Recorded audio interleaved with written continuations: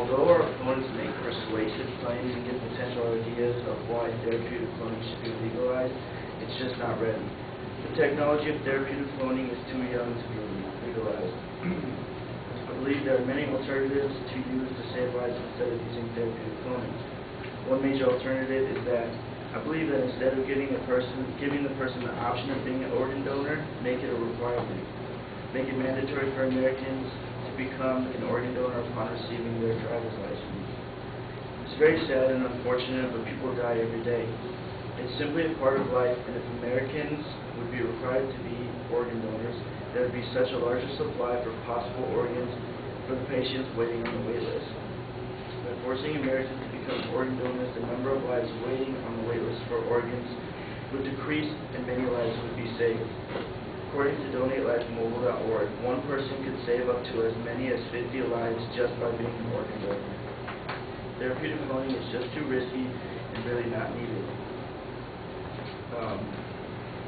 There are many more, but this is an example of why therapeutic cloning just, we don't need it right now. According to socialissues.wise2.com, organ transplantation, the surgical replacement of patients' diseased or damaged organ with a healthy organ from a living or deceased donor, is generally a last resort for the patients in their final stages of illness. Even so, there are far more people seeking transplants than there are donor organs available. In the U.S., more than 75,000 people are waiting on the list for transplants, and only 1 in 4 will receive them in time to save their lives. The shortage has raised several practical and moral issues, such as the increase the organ supply and how to distribute scarce organs. But instead of using therapeutic cloning purposes to do this problem could be solved if Americans were required to become organ donors. According to organdonor.gov, the number of transplants performed from January 2009 through August 2009 was 19,114. The donor list was only 9,754, and there were 105,000 patients still waiting on the wait list for their lives to be saved. If Americans were forced to become organ donors, the donor list skyrockets, and the number even becomes bigger than the number of people waiting on the list.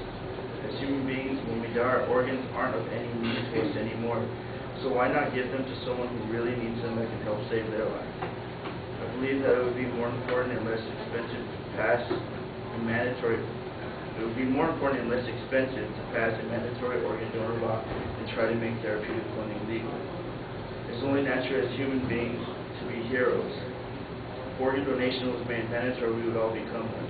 Organ donation is an act of courage, strength, and love. Whether you save the life of a loved one or a total stranger, you are a hero. You have given someone else a chance to live. My opponents and I can fight and bicker back and forth all night about why or why not therapeutic cloning should be legalized, but to me it's plain and simple. It's just not ready to be legalized yet. I think there needs to be more extensive research done on the technology of therapeutic cloning before we go and legalize it. Like Megan said in her speech earlier, cloning technology is still young. More than 90% of the efforts to produce a viable offspring in animals have failed.